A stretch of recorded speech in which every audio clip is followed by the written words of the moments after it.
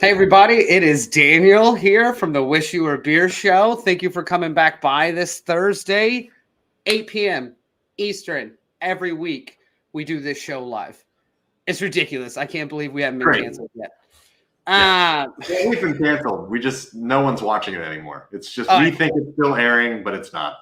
I do love the idea we've been canceled multiple times and somehow we're just... we'll still keep going, though, just to be safe, just in case. We're just recording it locally for no one else to watch but us. Just in case Discord picks up on it. This is a live beer review show we do every Thursday night here at 8 p.m. Eastern. So it's not on Discord yet, but it is on YouTube and Twitter. We stream it live through those as well as Facebook. So make sure you do me a favor. Go to the YouTube page here. Make sure you like and subscribe, please. That really does help us out quite a bit. Follow us on all the individual social medias at the bottom of the page there. Instagram, Twitter, TikTok. TikTok we're huge at. Huge on TikTok.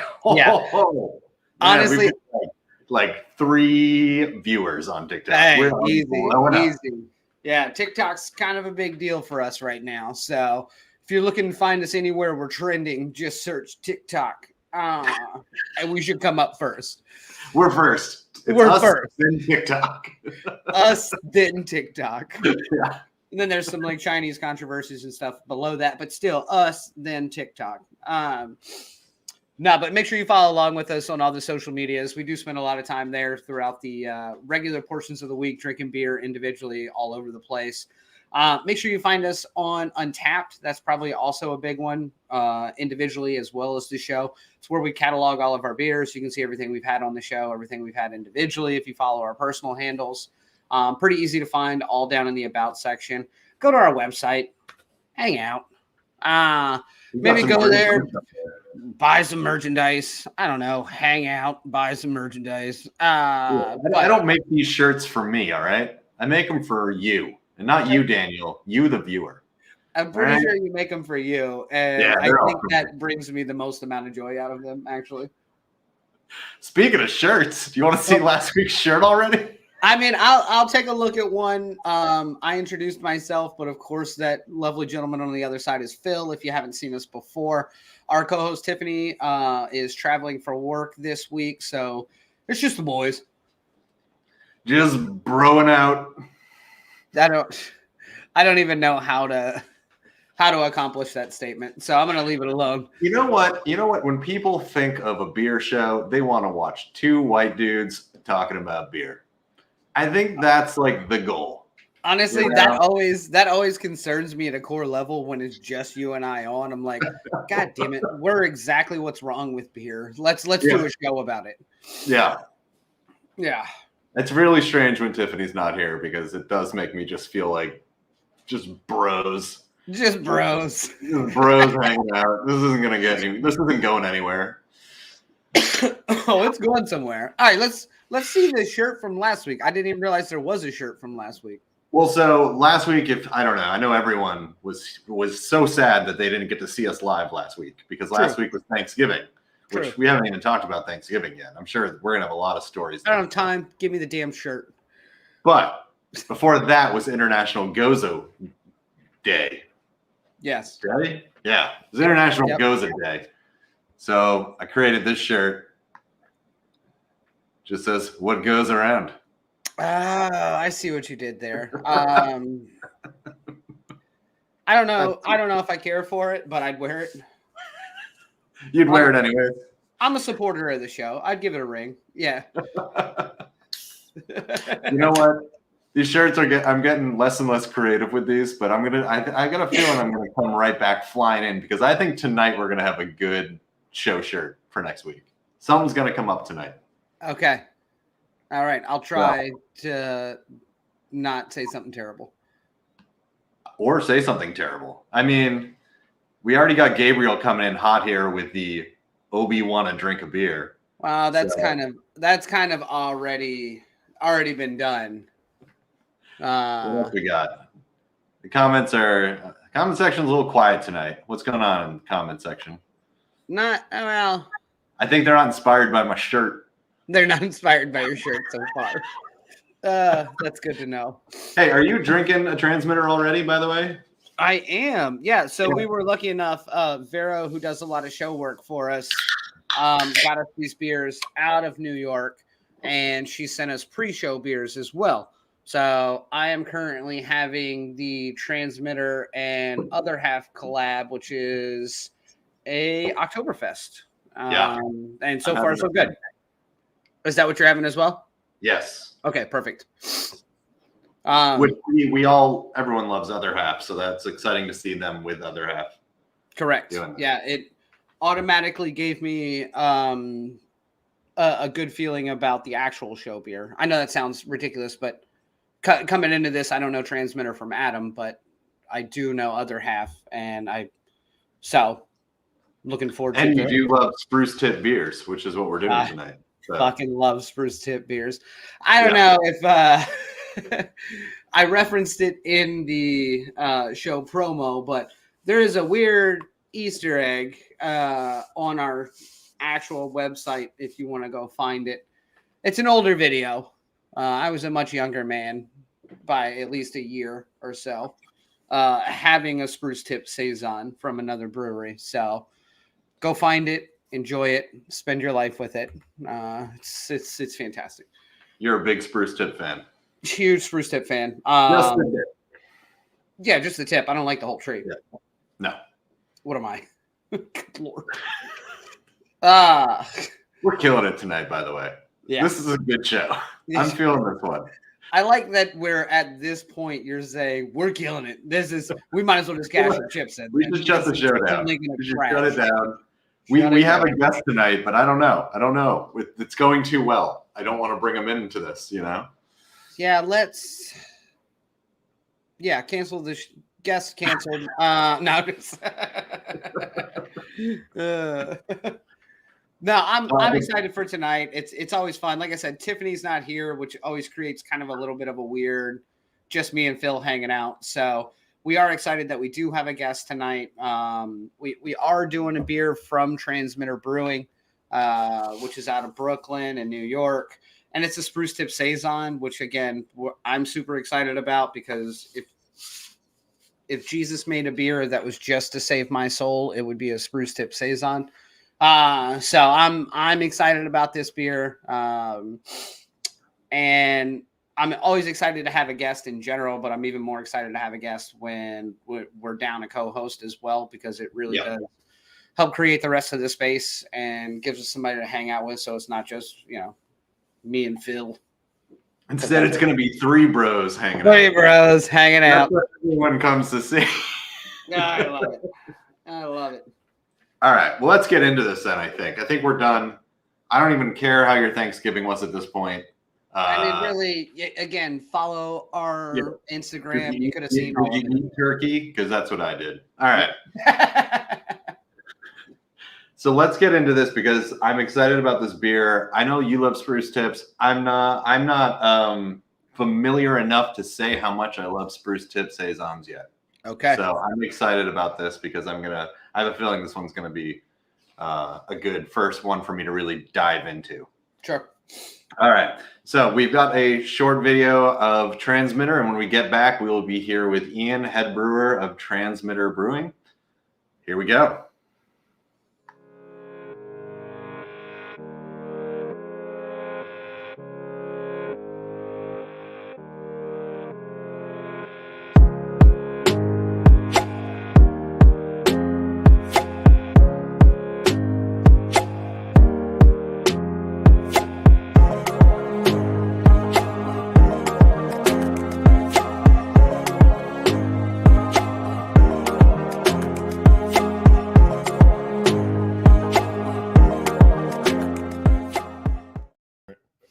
I'm just Ian, welcome. Hey.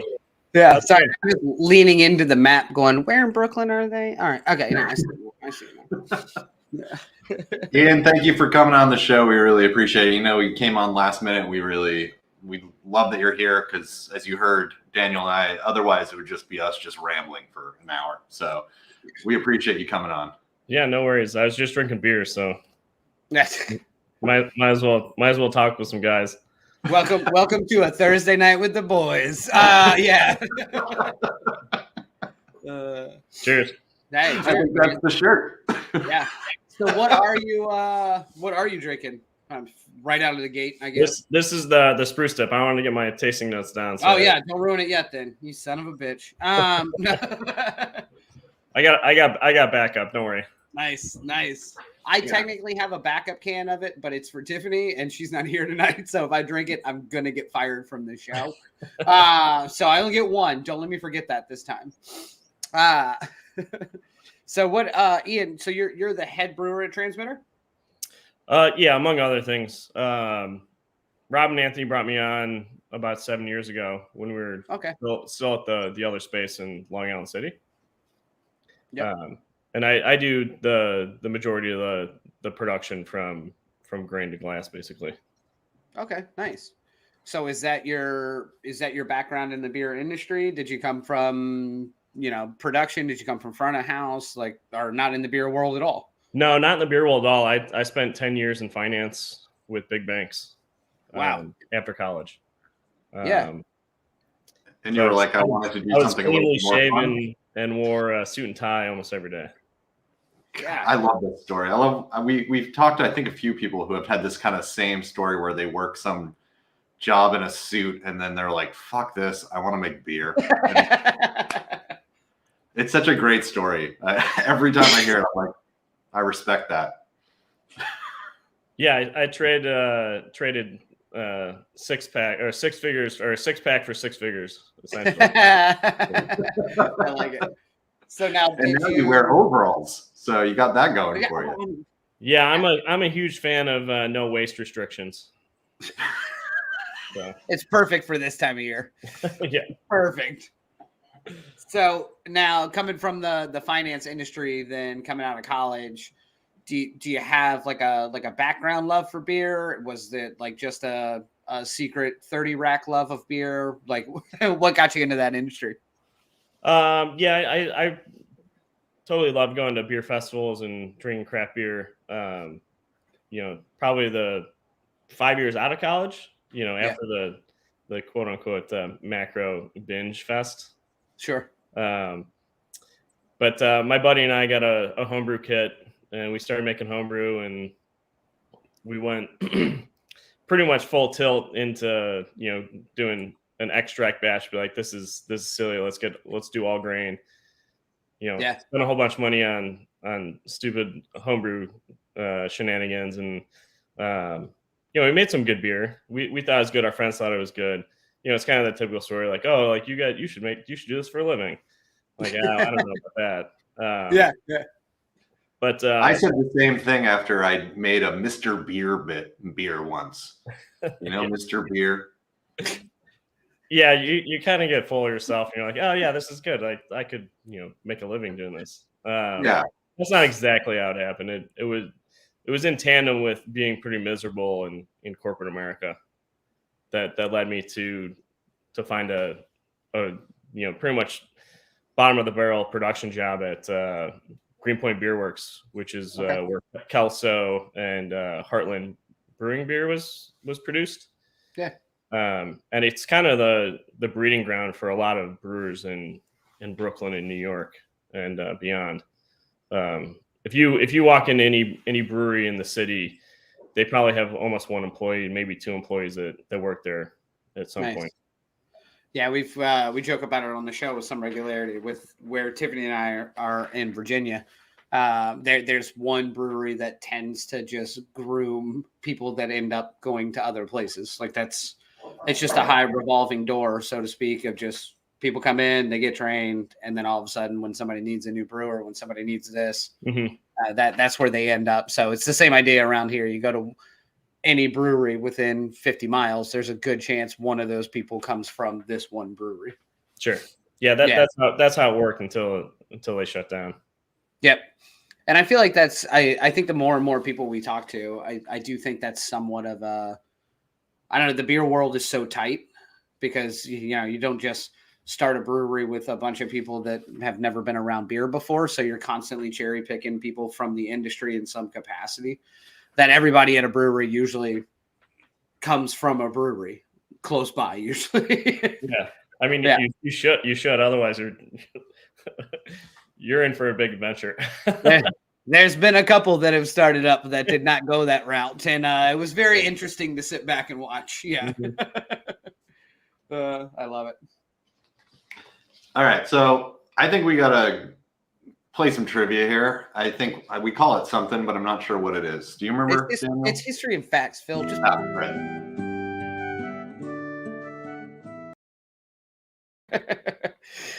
So that's our history and facts slide. It's not really history and facts anymore. Really, it's kind of morphed more so into trivia.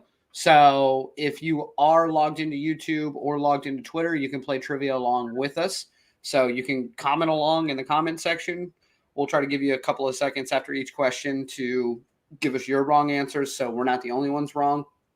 But that being said, what? And also, Ian told us beforehand that he knows the answers to all of these. Yeah, 100% comfortable. So I'm really excited to hear his answers to something every about one of these. Cicerone. I don't know. I'm not a pizza maker, but we're gonna find out apparently.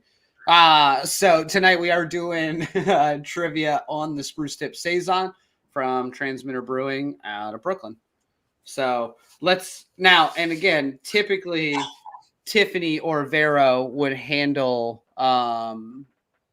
trivia. I took care of trivia this week, which means it should be relatively simple for any child to know the answers or to correctly guess them, because I'm not very clever. So let's roll question one. Way to set us up. This is going to be great. I do what I can. All right. Yep. So the owners of Transmitter Brewing met in 2005 when they were both learning to sail, working as structural engineers for Black Box Engineering, amateur bicycle racers, or traveling abroad in college. Ooh.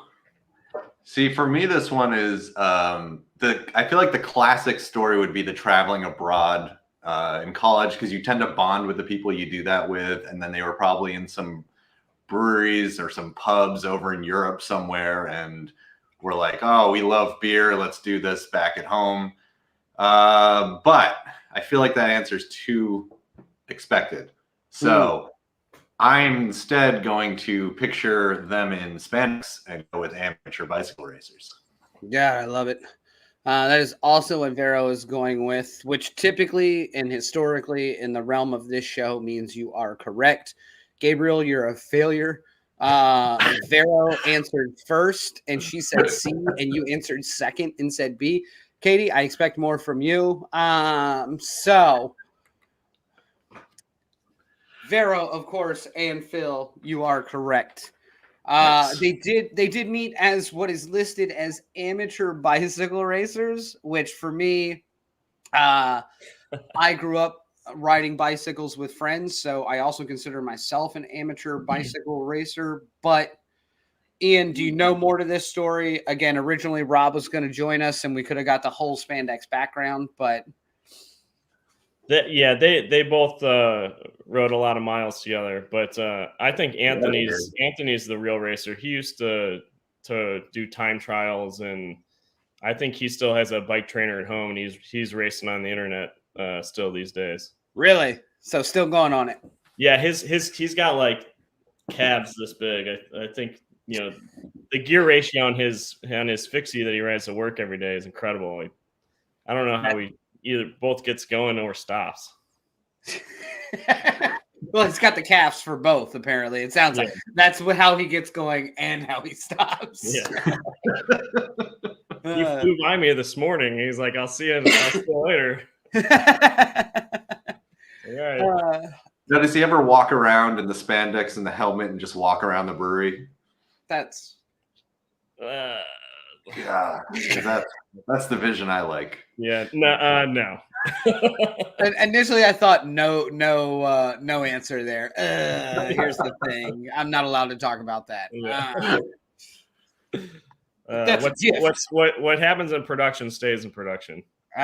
This is true with most breweries, I believe. The production line is different than everywhere else. Although from the tap room you can see right into the brew house and the cellar, so sometimes I feel like I'm in a fishbowl. Yeah, It's got to be early enough if we're going to be spandexing it up. Yeah. Yeah. Well, My full-time uniform these days is overalls and boots. At least you have a shirt on underneath of it. I'm proud of you. He put it on for the show. Mhm. Step it up, you know. Yeah, naturally. All right. Question number 2. This is a true or false. Transmitter Brewing is a brewery that focuses on traditional style beers and farmhouse style beers. Obviously, we're having a Spruce Tip Saison. You should be able to pick up on the fact that potentially they do offer some farmhouse variations. I don't know if you were watching the video on the front end, but says farmhouse ales. You guys should just read a book occasionally, man. I did notice it in the logo later. I wasn't sure if that's the official title of Transmitter, if that farmhouse ales part is part of it or not, which we'll ask Ian in a second. But Sure. Because that's even in the logo there, I'm going to go with true on this one. And based on can art alone and the 2 beers that we currently have right here, I have to say that this is probably true. This is Phil. I think you've deduced things well this week compared to the rest of your life. Yes. So this is a true statement. They do pride themselves on farmhouse and traditional style ales. And I say traditional style, Ian. You can enlighten us a little bit more on that in regards to. I think we're pretty comfortable on what our farmhouse ales are, but what do y'all consider a traditional? You know, we're talking about the German purist laws, just, you know. Oh, that question is kind of tough. Yeah. It depends on style. If you're going against the style guide, in which beers are judged at a competition level, or just traditionally speaking, we fall somewhere in between there. I would say. Originally, back when we were in the original location in Long Island City in Queens, we kind of had a Franken brew system set up for our cellar.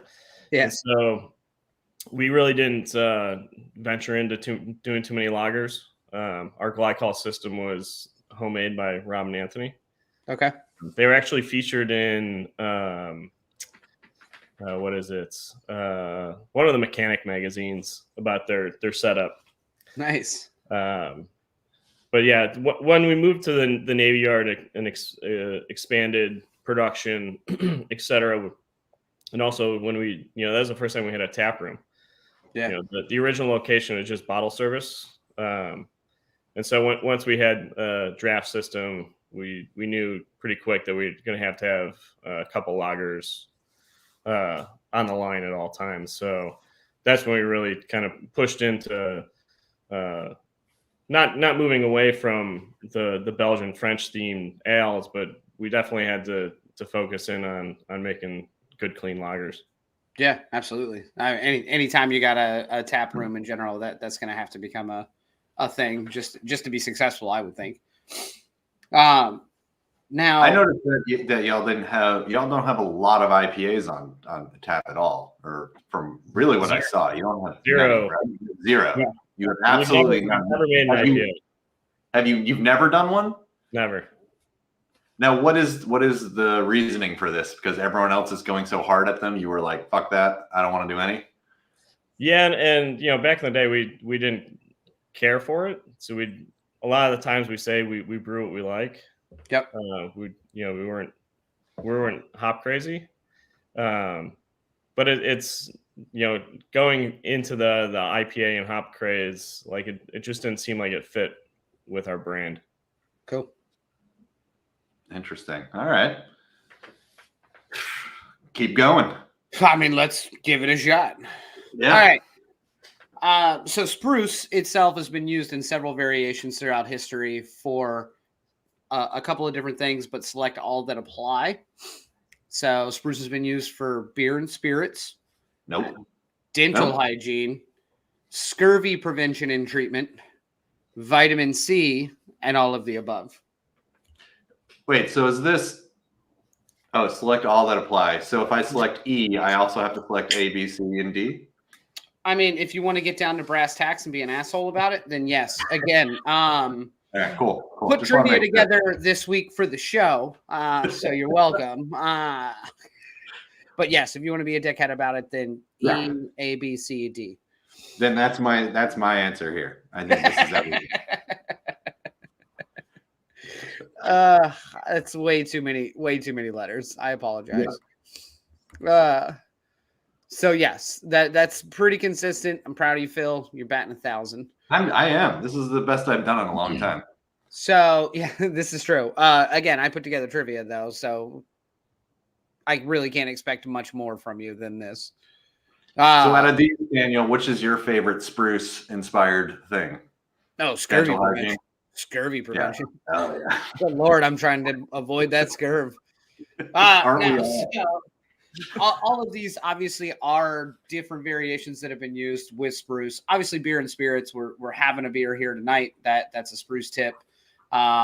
Spirits, it's been pretty popular in through multiple different variations of gin throughout the centuries, and a couple other spirits as well. The dental hygiene part really does come from the Native American aspect of it. So they would use a lot of spruce barks and ground up needles and shoots to chew on. So it was both a breath freshener as well as it get in between your teeth and somewhat floss for you. The scurvy is kind of a fun one because that harkens way back to like the 1500s. There was an expedition here in the Canada area or true North America, where the expedition did have scurvy, and there's the Iroquois Indians were actually responsible for giving them spruce-based tea and beer over the course of a couple of weeks that allegedly cured their scurvy. Because it is heavy in vitamin C, depending on how you make it. So in theory, this was now the cure for scurvy. So it was carried with some regularity on ships. It was brewed in a lot of teas and a lot of beers for that reason, for sailors to try to both control it as well as prevent it, which is really interesting because there's some other theories on that I think we'll get into in the later end of things. But spruce and beer. I mean, you tell me, Ian, when did you first see it start really becoming a thing? Well, pretty local here. Grimm Artisan Ales put out Spruce Tip Goza. Yeah. And they've been making that I would say 3 or 4 years, maybe 5 years now. And that's really the first time I think I recall having it in a beer. Nice. The S10 here, the Spruce Tip Saison I think this is the 3rd or 4th time we made it. Okay. And we only make it once a year. It's seasonal due to the spruce tips, obviously. Yeah, absolutely. We typically harvest them from one of the owners and myself have houses upstate, and so we'll go in at the beginning of spring and harvest. See, and that's I think that's one of my favorite things about yes, Katie, I am capable of finding. I was blown away by how much you knew about that, Daniel. You're normally not this informative. It was very wonderful. I love spruce tips. Big spruce tip guy. Spruce tip guy. I told you it was coming. No, but actually that is one of my favorite things in regards to, I went down a rabbit hole in regards to the spruce tips, looking into this. And it was funny. I ended up on some Great American Beer Festival or somebody else, so-and-so writer for talking about it. And he was like, well, here's when you want to harvest them. And I was like, I mean, you kind of want to harvest them correctly in the same right time of year. I think we all know when trees are good. It's not rocket science. I got this tree last year. It's probably not going to be good to brew with this year. But Rick from the Great American Beer Festival was very specific. He was very helpful. He wrote a wonderful piece. God, Tiffany goes away for one day and Daniel's reading articles online. This is I don't read things. I don't read things. I didn't even know you could read. So this is really nice to see. So now you said your own spruce tips. Y'all have places upstate, so you're actually harvesting your own Yeah. Are you freezing them at all? Is it brought in? Yeah. So typically we'll harvest and then we plan the brew schedule to brew it, the weekend after we come back. This year the timing didn't work out with production and tank space, and we supplemented our hand picked with some commercial grade spruce tips. Nice. We upped the batch. It was a larger batch this year, so we could hang on to it further into the Christmas and holiday season here. Nice. So we're working with government weed instead of just your neighbor's weed now. Yeah, I mean, so like the ones we found upstate were like this. Yeah. This big. The ones that we got, like, holy cow. Holy shit. I don't even know how much to put in anymore. They were massive. So we ended up I'm looking at I brought the brew sheet home, so I remembered my shit here. We used almost 18 kilos spruce tips. And Lord, basically like a 25 barrel batch. Yeah.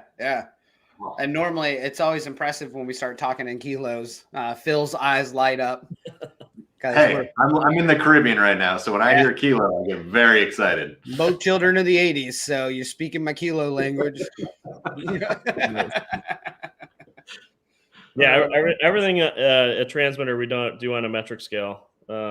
Interesting. Most ingredients come packaged that way. Yep. So it's just easier. Interesting. Phil, the metric scale is so it's different from what we use. It's all right. No, you're good. Go ahead. Good. So we've done 3 questions. So this is where we are. The most exciting moment of the show is when we finally get to open this, and Daniel's already opened it. So yeah, I'm already ahead of you, bro. I knew we're going to open this while we do the next question so that Daniel and I can get a little bit more of an idea of this beer prior to giving our review, because we don't want to have one sip and then judge it and then ruin the Untappd scores. So we are going to start drinking this now. Let's get into this next question and keep going. All right. True or false? Ben Franklin had a recipe for a spruce beer in 1783. God, I know Ian knows the answer to this one. It's funny. I sent this one to him specifically. This seems like such a strange question to be on here and have it be false. Could you imagine if I just pulled this shit out of my ass? Yeah. And it was false? Like, psych. The only thing that could be false here is if you're just a jerk and just did it was 1782, not 83. So I'm going with just true on this one.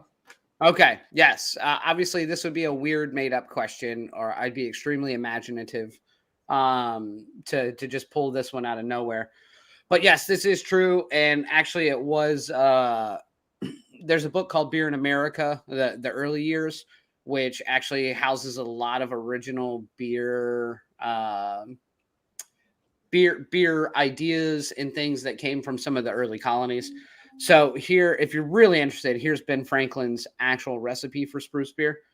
It's probably the same as Ian's on his paper, I think. Yeah, it's very.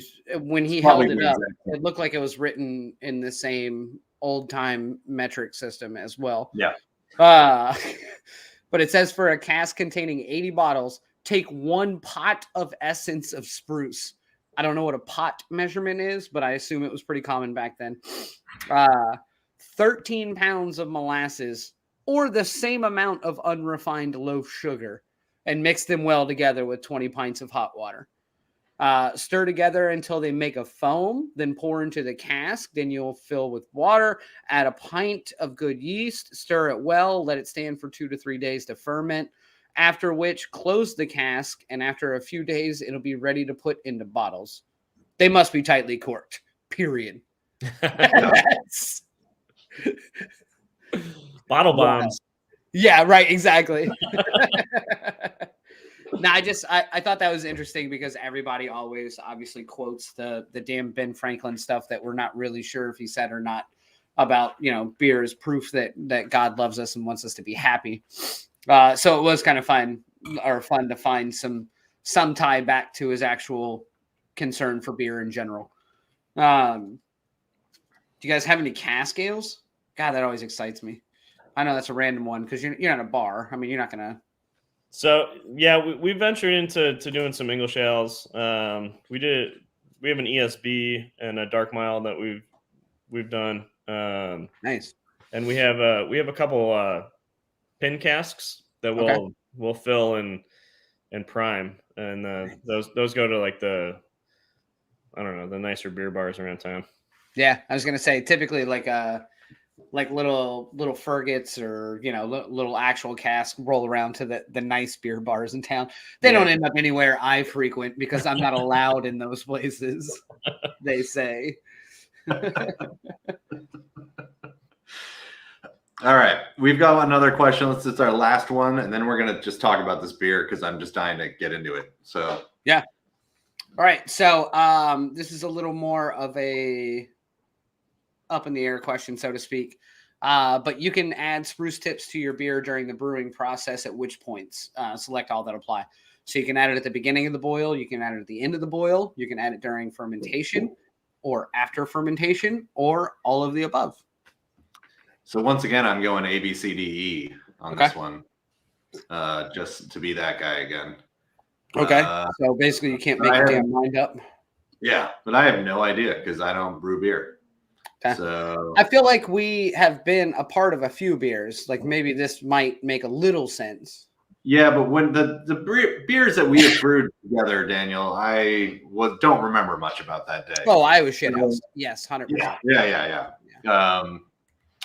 Yeah. Ian, we have 3 beers that we brewed on this show so far with breweries, and it's been a lot of fun. And our favorite part about the show of doing this is just showing up at 9 a.m. and starting to drink beer while they brew the beer. It's wonderful. Yeah, you're familiar with collab days. Someone shows up, drinks all your beer, and you still somehow do all the work, and then they put their name on the beer, which is a blast. Usually there's good lunch.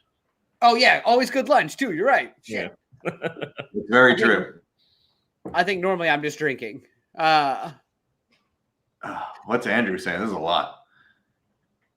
Oh, jeez. Oh. Did you guys already cover how you determine where the spruce tip ends? Because I think craft beer would need some serious. Oh, and E, he says for this question. Oh, and E. Thank you, Andy. So yes, so it is actually all of the above. So spruce tips are kind of fun in this situation because depending on where you add them in the actual beer process, you're going to get different results from. And there are different arguments, again, like because it is a vitamin C based issue, a lot of people tend to think that, going back to the scurvy issue, that once you boil it, you lose a lot of the actual vitamin C out of it. So there are people that think if you add it during the fermentation process or directly into the bright post-fermentation, that you actually are able to capture a lot more of that vitamin C than you would just by putting it into the boil. Early in the boil is going to give you a different flavor and give you a different bitterness and a different everything than late in the boil. But you can, in theory, put it in anywhere in the process, just like any of your other adjuncts. So basically anything outside of, let's say, the 5 regular ingredients of beer, you can pretty much play around with wherever you put them in the process. You're going to get different results. You're going to get some different flavors. You're going to get some different off flavors, but that's kind of the fun. Or they tell me that's kind of the fun of brewing. Yeah, Ian, at what point do you all put the spruce tips in for this S10? So these go in at flame out during the whirlpool. Yep. So, tail end of the boil. One to ensure it kills any bacteria or microflora. This is a clean beer. We use a single strain Saison yeast. And we're using Ironheart for canning, and their requirement is no wild yeast for the canning line. So there's also just to add to that, I've seen brewers use pine branches and various pine scraps and whatnot in the mash. Yep. So what they'll do is they'll lay the tree branches down in the mash above the grates, and then they they'll mill in and run off through the actual pine branches to grab some more of that flavor. And that was one of the things I was reading about as well. I was going to mention that is that there are a ton of different brewers that will throw just whole pieces of actual spruce, whether it's branch, whether it's bark, anything they can. Like you said, most of the time above the grates, obviously, so that way when they mill in, it goes across it, but it doesn't actually get intermingled and ground in. But I thought that was really interesting. I feel bad for whoever's got to clean the tank. Whoever's got to knock out on that one is having to like pull branches out, not just spent grain. Seems like a lot of work. All right, so I think that was the last question we had, right?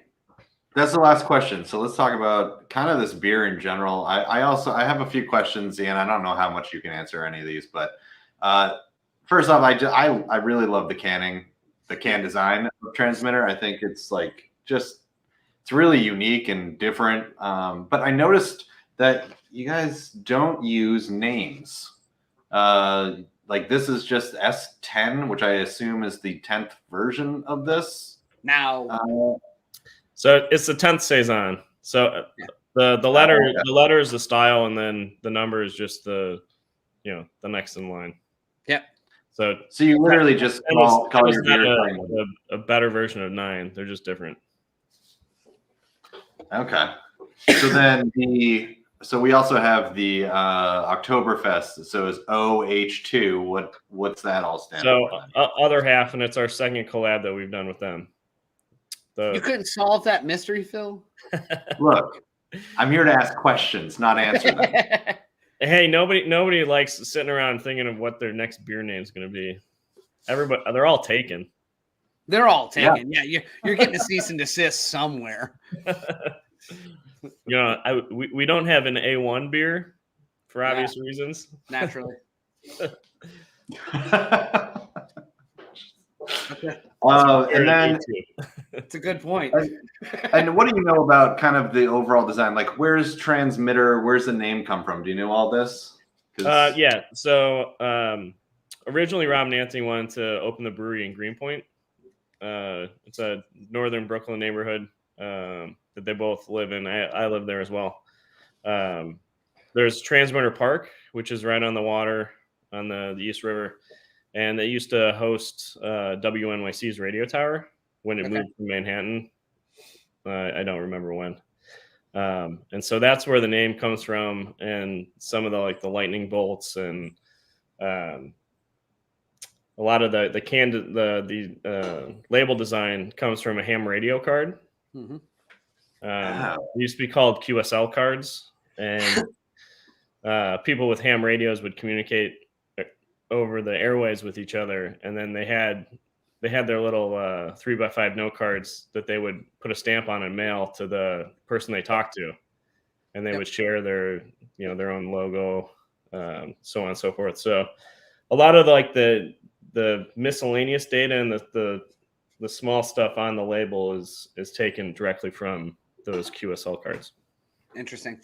Very cool. I have a customer who up until very recently was really heavily involved in the ham radio world, and they have a bunch of those on their equipment from all the people that they've talked to over the years. Mm-hmm. So when I saw the label, I was pretty sure that's where it came. I was like, I know what that is. I recognize the idea of it, whether or not that's what it was supposed to be or not. Yeah. So good. I'm glad I'm not fucking crazy. Thank you, Ian. Yeah. All right, so I got Ian. What is going on at Transmitter coming up? So we've done. First off, this beer. I love this beer. I love how much spruce I'm getting out of it. It's what I kind of would want. I'm big on if you're gonna throw something on a label, if you're gonna call something it better freaking taste just like it. And this tastes so much like spruce. I was I'm very happy about it. Yeah. Is there another kind of what's coming up next at Transmitter that is something kind of different or unique or something you're excited about? We kind of stick to our guns. We have the the fall and winter time are coming up. So we have our Abbey Double that's going to be released. We're canning it tomorrow, actually. So that'll be ready in a couple weeks. We get keg next week. So that's another kind of special beer we make. We do the Belgian candy sugar in house, and we'll cook it over 3 or 4 days. Really cook that sugar down. Actually, we invert the sugar, and so it caramelizes without burning. It provides a ton of color in the beer. A lot of caramel, dried fruit, date, fig flavors. And it also bumps up the ABV to 7 or 8%. So now you're speaking my language. Yeah, for sure. Yeah, I haven't seen a 4% on a can in a while, but it's pretty nice to have it. Yeah, you can enjoy 3 or 4 of them without falling over. Well, that's always the thing. Yeah.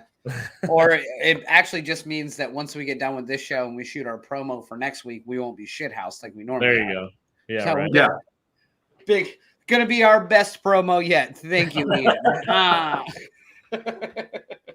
Well, and you get all those piney, danky notes, but not the heavy double IPA. Yeah, it's not. Looking at the IBUs, I knew it wasn't going to be like extremely like bitter or catch me like an IPA in any capacity. But still, you also still expect anytime you got spruce tips or even with a farmhouse like this, I still always expect there to be a little bit of that, and there really isn't in this beer, which is nice. I think it's different than what I thought it was going to be, but not in a bad way. Yeah, that spruce really lingers on the back palate. Correct. The beer is super dry. Yep.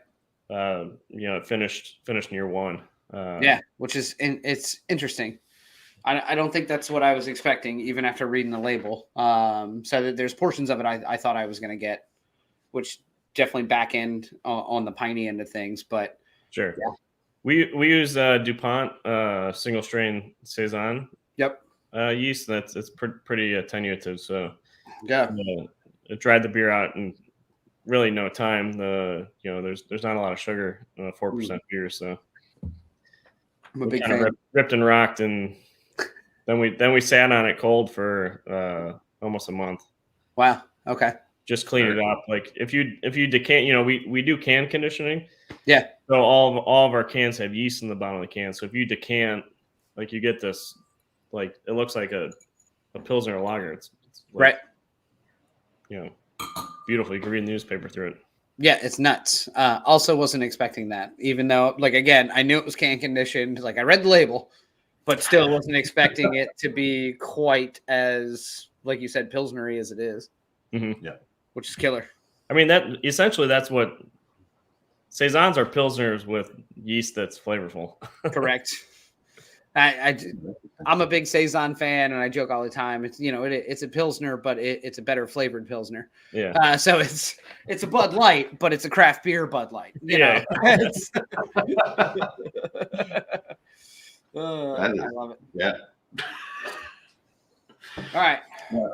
All right, Ian. Well, we appreciate you coming on today to drink this with us, talk to us about Transmitter. I'm in and out of New York a lot. I will definitely swing by at some point and say hi and, walk around in spandex and a helmet just to fulfill my dream of that. Don't be a stranger.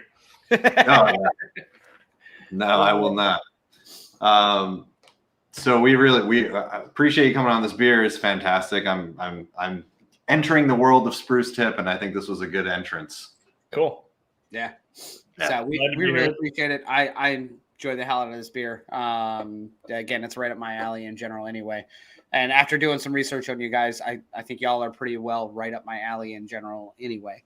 So definitely looking forward to getting up there and coming to see you guys and trying it out. Right on. Well, thank you guys. I appreciate you including me and including Transmitter in your show here, and happy to do it again. Really all right. We'll definitely have you back. Smack Rob for us, and it's good to see you, bud. Yeah, you got it. Yeah, cheers, man. I love it. Always.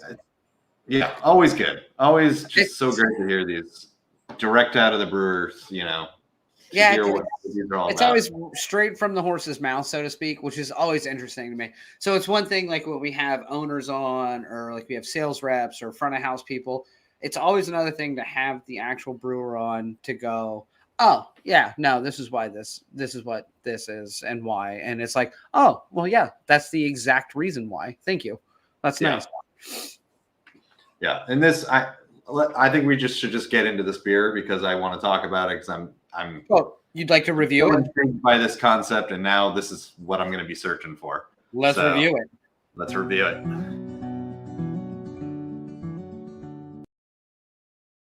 All right, for those of you unfamiliar with the show, this is the portion where we're going to review the beer that we just had on the show. So we just had the Spruce Tip Saison, or the S10 from Transmitter Brewing out of Brooklyn.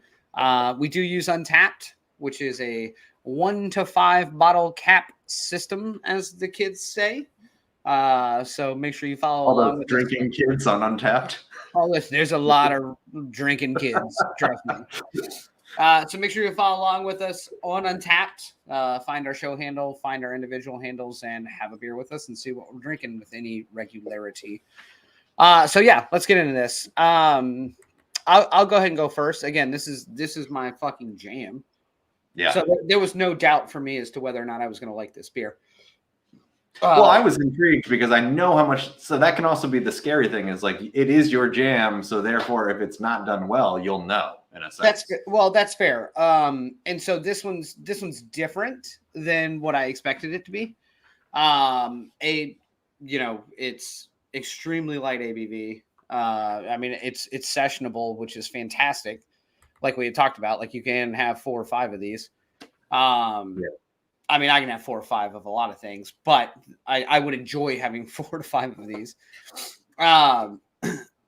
I think it's interesting that he said that this was the year that they went with a mass-produced spruce tip, because I really, when he said we pick our own spruce tips from upstate, like we have property, I got even more excited about this beer. And then he's like, oh, but this year we had to fuck around and use like a high production.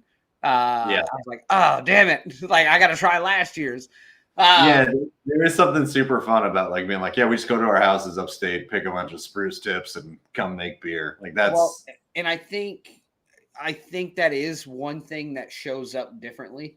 So whether you're using like actual shoots of pure spruce tip that are harvested same time, same region, versus like a freeze dried product or a mass produced product, I think it does show up in the flavoring of it. So this one's interesting to me because it is really heavy on the spruce tip on the back end. I really don't get a whole lot of like punch me in the face on the front, which is probably good for like a gateway to this beer of, hey, I've never had a spruce tip beer. I don't want to drink a gin Christmas tree on the front. Like that's probably going to turn a lot of people off to this. It's kind of my fucking jam. I would love that. Throw it all in all at once as much as you can. But that being said, it's a super pretty beer. Like you said, with the way that it's can conditioned, it comes out just crystal clear, which is gorgeous. You get plenty of spruce out of it, even if it's late in the game, early in the game. That's all personal preference versus you still get a lot of spruce out of it. And at 4%, this is a fucking great beer. Let's not kid ourselves. Yeah. Let's quit jerking it off and just say it. It's a great beer.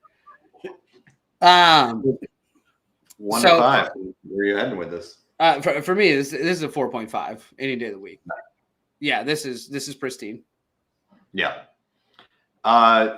For me, like I said, I don't have a lot of history with spruce tip beers. I think when you filmed your review about it that one time, I think I was like, what the fuck? Like I am into this. Because it is something I'd be all about. And so for me, this is like, it's everything I thought it was going to be. It's like, and that's sometimes, when you see like something like that, like I was saying, it's like you put it on the can, it's spruce tip. It should taste like a freaking tree, right. Like, and it does. And so I really enjoy this beer. I think having it at that 4% is killer because sometimes with those kind of like really like distinct flavored beers where it's like, this is Spruce Tip, you have one and you're like, okay, I do not ever want to drink that again. But you love it for that one can, and then you're like, give me something with that. But this is like, it's so strong Spruce Tip without like killing my palate, without killing the concept. So for me, I'm right there with you actually on this one. I'm going 4.5 as well. I think this one's killer. Nice. And freaking this Oktoberfest was also delicious. So the Oktoberfest was solid as well. I was going to bring that up once you were done, but I was like, the Oktoberfest is a banger as well. Yeah, absolutely. So super great upset. beer. Is Tiffany going to like this beer? Is she a Spruce Tipper? Yes, Tiffany will dig this beer as well. Assuming she comes home. No. Yeah, she'll dig this beer as well. Especially with as clean as this one is. I think if it was really heavy spruce on the front, you know, like I'm normally accustomed to, I think that would turn her off to it a bit. But this one's really smooth, really easy to drink. Like Ian was saying, really dry. She'll dig it. All right. Well, I think that's it, right? We done? Oh, no. We have like 17 things left to do. Oh, yeah. We got about 25 more hours of this. We have 3. Let's say we have 3 minutes. Let's pretend we have 3 minutes. Give me two Untapped reviews. You want 2 Untapped reviews? I got one for you. Every brewer loves Untapped, so we just want to. And Ian is still down there, which means we have to talk about this in front of Ian, and we have to go through Untapped reviews that are going to tear apart his beer. I mean, that's the main reason why I wanted to do it, because he's still in the way. Let's see what we got here. All right. It's a Christmas tree that's 4% booze. This person gave it 1 3/4 stars, which also. What are they mad about? It's not upsetting when you think that this person generally makes fried chicken. Jonathan Cavill here in the photograph is the Colonel. So he's coming from a fried chicken standpoint. He doesn't know about beer. Yeah, I'll cut him some slack. All right. He's from the South. All right.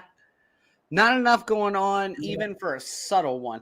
So I disagree with that, because I think if you could see Ian right now, he's throwing his chair out through a mirror right now.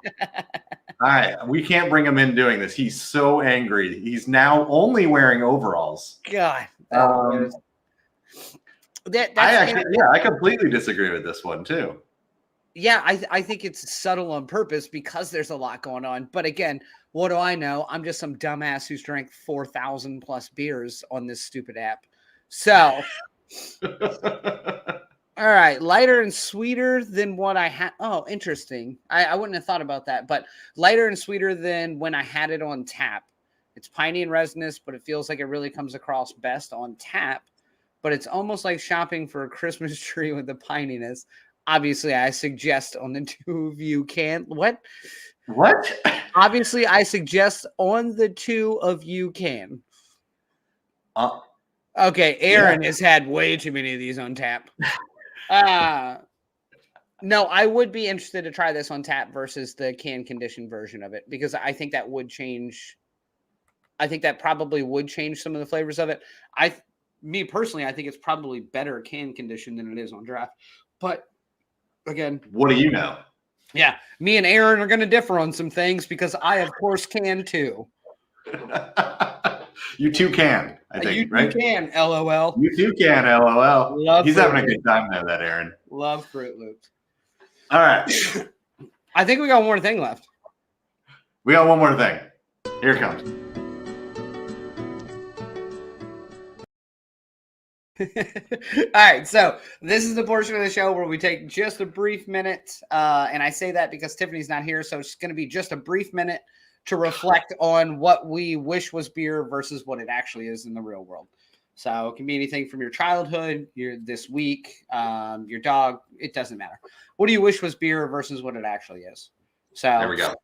I'll go first because, as always, I'm dick jokes at best, so mine's easy. I wish Fevers were beer. Because then this Saturday I could have had 104 of them and probably still felt the same. Shit. Yeah. You had 104 fever? It was 104 and a half. God, how are you alive? I didn't find out until I got off the roof because I was cutting some branches off the roof and I went, I think I might be hallucinating. Let me put this chain pole saw down. Did you say that to the squirrel that was up there with you? Hello, squirrel. I believe I'm hallucinating. It's weird. There's 7 of you. I am very warm. Now, are you cutting down some spruce tips to brew your own beer? Is that what you were God, doing? I fucking wish. Don't act like in the process of researching this show, I didn't go through some rabbit holes.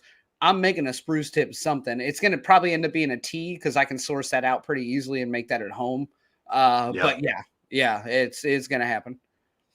I do like a little spruce tip tea with some whiskey in it.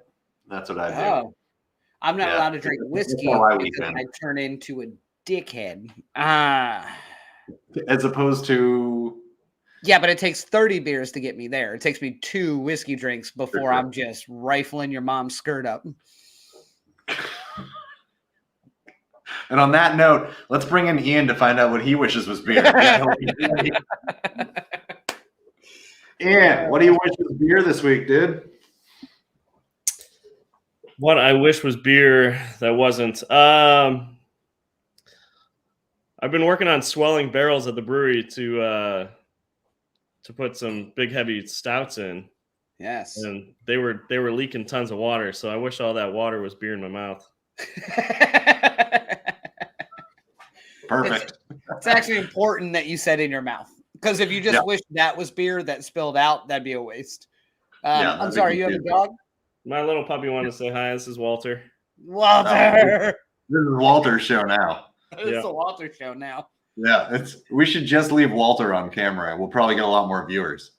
Walter's not, I think, what you're thinking it is. But yes, we'll be just fine.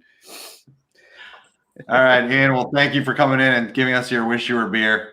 Yeah. We won't make you sit through the rest of this. We're closing it out. But thanks again for coming back on and staying on with us. Yeah. Cheers, Ian. Bye, Walter. Walter is not impressed. Walter's like, I should be in bed. All right, Phil, what do you got?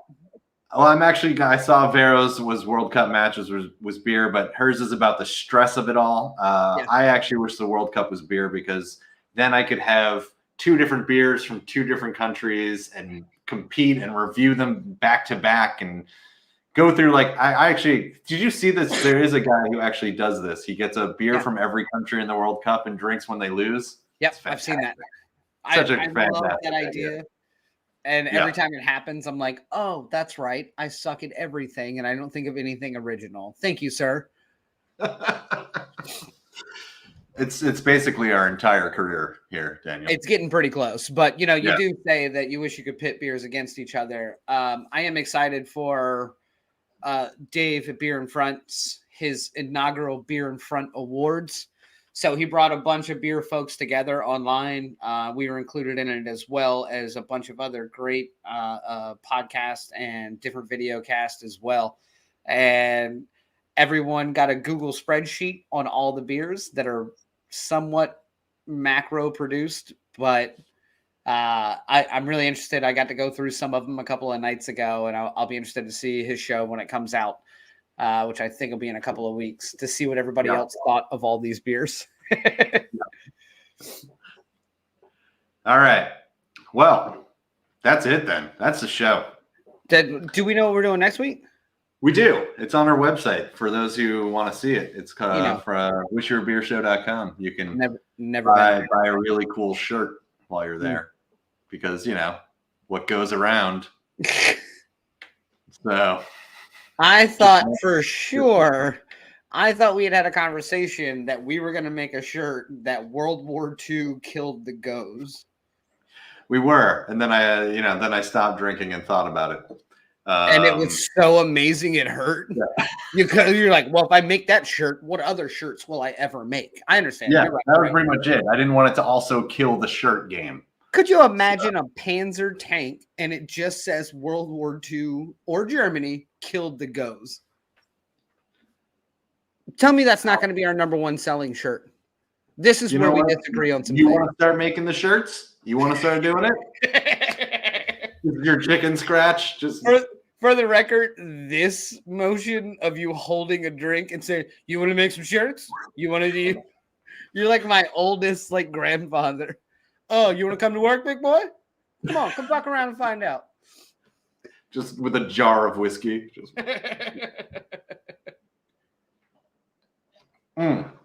Okay, so next week we are doing a beer. I think this one's out of Virginia. Is Vastin Brewing Company out of Virginia? No, we did get it. We did get it from Early Bird's Bottle Shop, though, which is here in Virginia.